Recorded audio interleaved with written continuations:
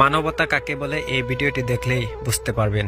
আমিও কেঁদেছি এই ভিডিওটির শেষে, আমিও হার মেনেছি এই পুলিশ ভাইয়ের মানবতার কাছে।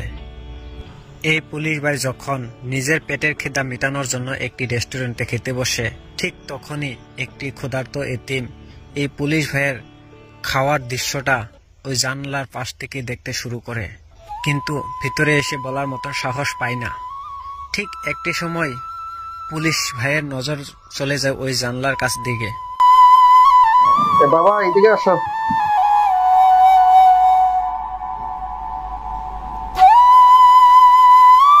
হ্যাঁ তোমাকে বলতেছি, আসো আসো।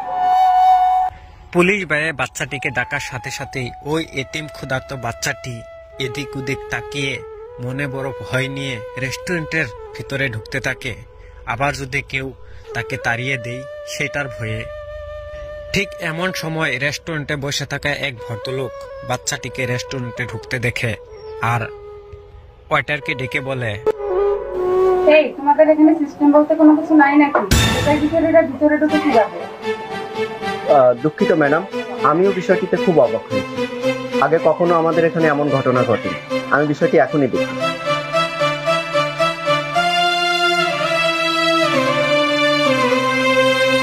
ছেলেটি এখানে ভিক্ষা করতে আসেনি, ওকে আমি দেখেছি। তোমাদের কোনো সমস্যা? সরি স্যার, আমরা বুঝতে পারিনি, মনে করছি ও ভুল করে ঢুকে পড়েছে। ওকে যাও। এই বলে ওয়েটারকে দাঁড়িয়ে দেয় আর ছেলেটিকে জিজ্ঞাসা করে, দুপুরে খেয়েছো? বসো এখানে। দেখেন, অবাক লাগার বিষয় এখানে যে ছেলেটিকে খাইতে বসার কথা বলার পরেও ছেলেটি কিন্তু খাইতে বসে না। ছেলেটি আস্তে আস্তে ওখানে চুপচাপ রেস্টুরেন্টের বাইরে চলে যায়।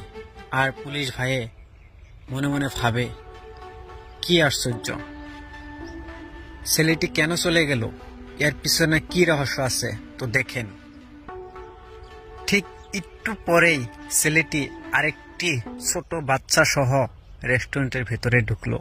আর ওই বাচ্চাটি ছেলেটির ছোট বোন। এটা দেখে ভাই হৃদয়টা ফেটে যাচ্ছিল।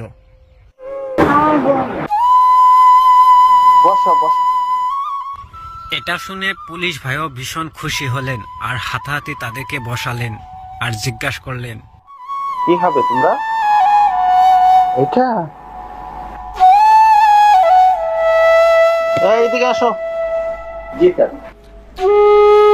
দুইটা খাবার দাও, আমি যা যা খাচ্ছি তা। তারপর ওয়েটারেও কথা মতো 2 প্লেট বিরিয়ানি এনে দেয়। পুলিশ ভাইয়ে যা যা অর্ডার দিচ্ছিল তাই, আর 2টা পানির বোতলও এনে দেয়। আর এদিকে পুলিশ ভাইয়ে তাদেরকে মায়ার নজরে তাকিয়ে তাকিয়ে শুধু দেখে আর অনুভব করে, আহারে জীবন। বাবা খাও, কোনো ভয় নেই, খাও। এভাবে নিজে বসে থেকে পুলিশ ভাইয়ে ছোট ছোট এতিম বাচ্চাদেরকে খেতে দিল। আর এদিকে এতিম ভাই বোন খাইতেছে। পুলিশ ভাইয়ে তাদেরকে মায়ার নজরে তাকিয়ে তাকিয়ে দেখতেছে আর ভাবতেছে, হায়রে এতিমের জীবন, কত না জানি এতিমরা এভাবেই কষ্ট করে।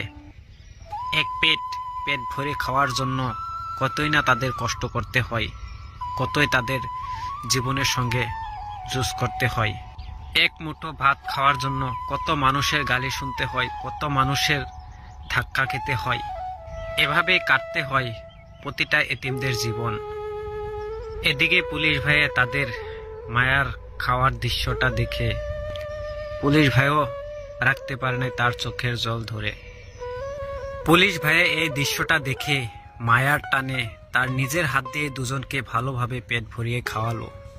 তারপর খাইয়ে দাইয়ে জিজ্ঞাসা করলো, বাড়িতে কে কে আছে? তোমাদের বাড়িতে কে কে আছে? বাবা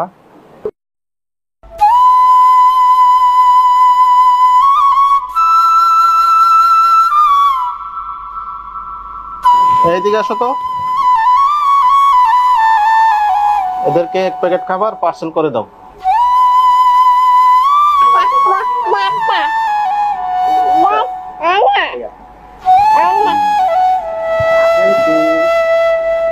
ধরো, এটা তোমাদের মার জন্য।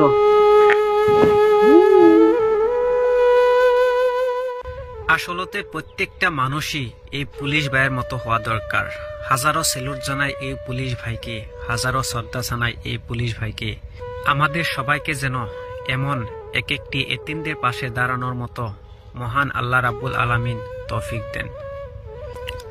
তারপর মজার বিষয়টি হলো যে যখন এই পুলিশ ভাইয়ে রেস্টুরেন্টের বিলটি দিবে, তখন দেখেন রেস্টুরেন্টের ম্যানেজারও মানে এই বিষয়টি বুঝতে পারে, আর ম্যানেজারও মানে ওই বিলটিতে ডাইরেক্ট পূরণ চিহ্ন মেরে এখানে লিখে দেয় মানবতা অমূল্য, এর দাম নির্ধারণ করব এমন ক্ষমতা আমাদের নেই। স্যার, আপনাকে ধন্যবাদ।